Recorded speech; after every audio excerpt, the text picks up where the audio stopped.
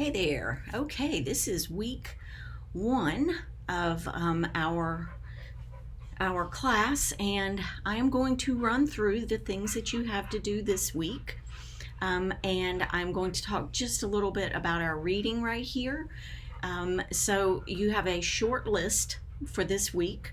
I want you to have enough time to actually, go through and look over what's here and take the quiz and that sort of thing.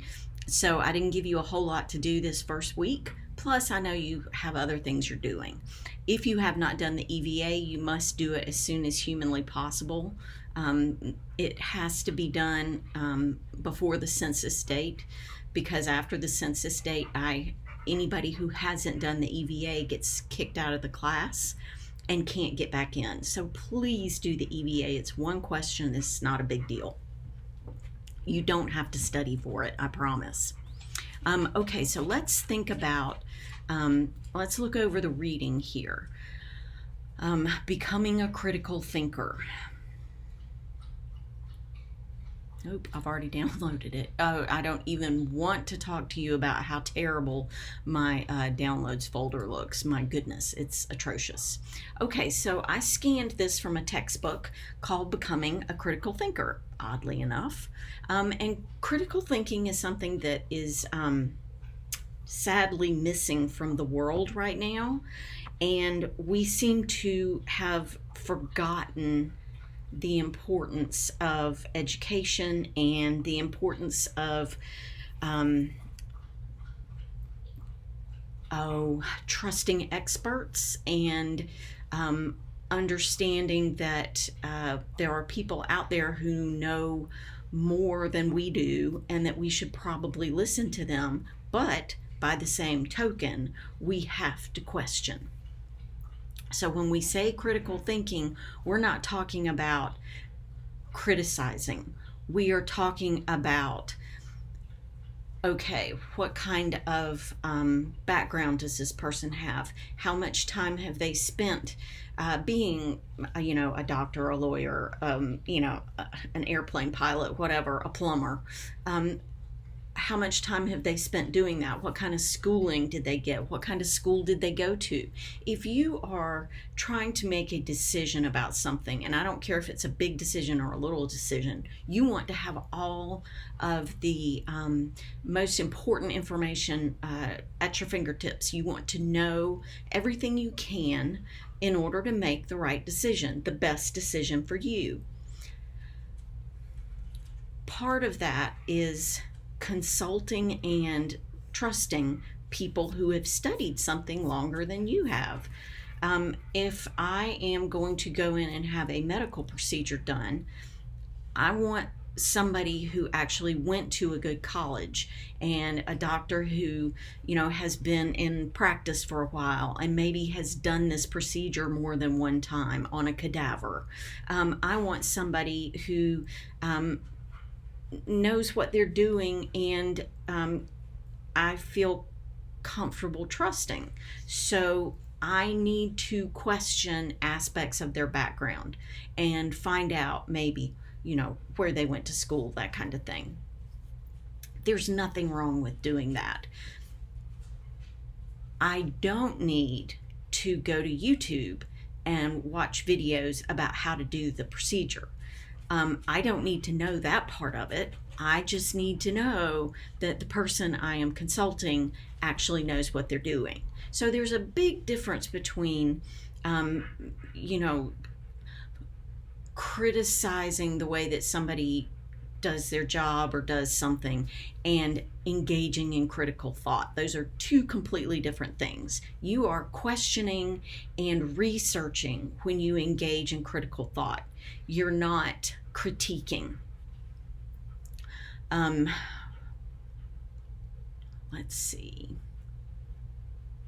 We, as human beings, we kind of have the idea that there's no way to improve our intelligence, and this is not true. There's a woman named Carol Dweck. You've probably heard of her. She's all the rage in education right now, who has done some work in how our approach to problem solving and problems can have an impact on how well we do in life. So critical thinking plays a part in this. It's being careful, it's being thoughtful, it's asking questions, it's not just swallowing what other people say. Then it's going back and reflecting on what it is that we have, what it is that we've learned. We've got a little bit of text here about reflection. We're not talking about, you're not, when we ask you to do reflective writing, we're not asking you to write about, okay, this was a fun paper to write and I really loved it and everything's great. It's intended to be a way for you to really cement the things that you learned into your mind. So when we talk about reflective writing, reflective thought, that's what we're talking about. Let's see, what else? Okay, we've got some things in here about truth. I used to not, to me, it used to be a pretty well, it was a given that there were certain things in the world that everybody just knew and everybody understood to be true. The earth is round. The moon is not made out of green cheese. Vaccines are a good thing. Those were all things that I thought everybody knew.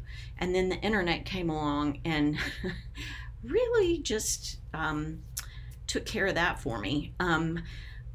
There are certain things that are absolutely factual.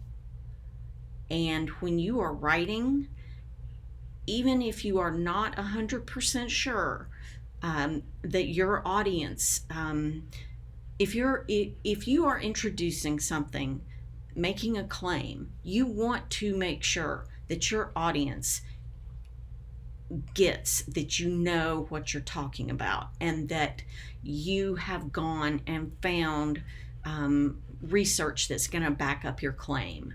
So if you make a statement in an essay, you want to be able to explain where it came from.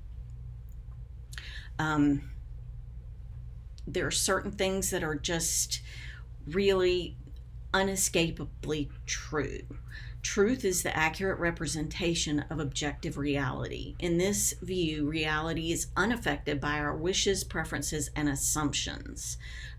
We don't get to create a truth that we like and other people maybe don't, but just because we say it's true, that's what it is. That's not the way that this works. I didn't really understand how dangerous that was, but we can't just say, okay, I want this to be true, and poof, that's the way it is. We need to be able to talk about how we know something is true. So make sure that you read through all of this carefully, especially when it comes to definitions and that sort of thing. That's a lot of where I go for questions in the quizzes. So if you are running low on time and you just want to be able to get through that quiz, that's one good way to deal with the readings.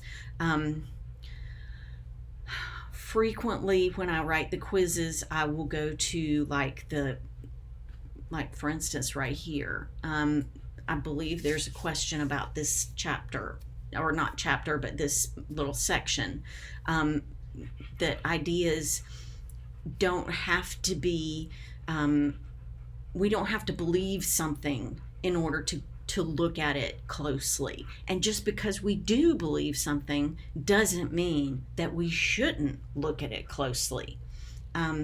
You might have a belief that you have gotten just from your family or from you, just that's what you believe, because you've always believed it. Well, that's not good enough. You need, if it's an idea that you hold to be very true, you need to be able to say why it's true. If it's important enough for you to believe it, you need to be able to explain why you believe it. And you need to examine it closely and critically. Don't just depend on your feelings. Just depending on feelings as opposed to actively thinking about things, that's a great way to get yourself into a world of hurt. So again, these are places where I go for the questions. So ensure that you, at the bare minimum, crack open any of the PDFs and look to see what's discussed in the reading, and maybe look at the main sections and that kind of thing. Any definitions, make sure you look at those. So that will hopefully be helpful for you as you sit down to do the quiz. As you can see here, there isn't a discussion board. I will use the reading quiz to take attendance for this week. So the quiz needs to be done before midnight on the 23rd. On the 24th, I will do attendance, and if you have done the quiz before midnight on the 23rd, you will be present for that week. I will also use the EVA as attendance. I have to put in what day you actually do the EVA. I have to let the school know that, so I can use that as attendance as well. But there's not, this is the only time that we will have two things that I can use to determine if you were in class. Okay, so if you have questions about any of the things that we have going on right now, if you can't remember how to get to various things on our website, if you're not sure what's going on, here's my email, and you can email me there and let me know whatever your question is, and I will do my best to answer it as quickly as possible. I am also teaching at Queens and Central Piedmont, so I kind of have my hands full. So hopefully I will get back to you within 24 hours, and even if it's just to say, okay, I got your email, let me look into it, I will let you know that I got the email. You absolutely positively have to give me in your email, you have to give me your name, the class, and the section number. I'm teaching multiple sections of this, and if I don't know what class and what section you're in, I'm going to write back to you and say, what class and section are you in? And that's just going to wind up taking longer to answer your question. So for heaven's sakes, please provide that information for me. Provide that information to me if you have to ask me a question or email me or whatever. Okay, have a wonderful week, and I will see you online.